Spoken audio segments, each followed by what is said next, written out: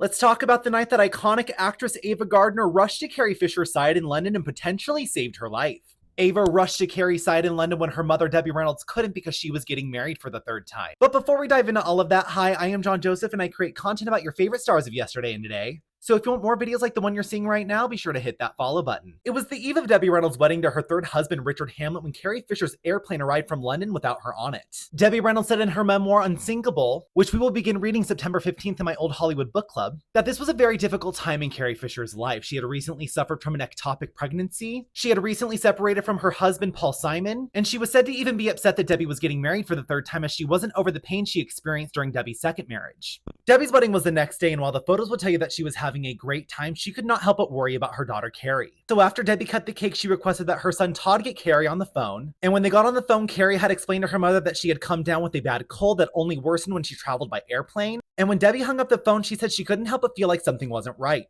Debbie said that Carrie was slurring her words, and by the end of the phone call, she stopped talking altogether. And that's when Debbie's son Todd offered to fly to London and bring home Carrie safely, but Debbie had a feeling he wouldn't make it to her in time. And that's when Debbie decided to call Carrie back, and Carrie did not answer, and Debbie's worry only began to grow more. And that's when Debbie said that she called the hotel concierge and explained that she was Debbie Reynolds and that her daughter was Carrie Fisher and that they needed to go to her room to make sure that she was okay. The hotel, of course, assumed that this might have been a crazy fan trying to get in contact with Carrie, so they refused her request. Debbie was growing more and more worried about Carrie, so she started to think about who she knew in London that could help.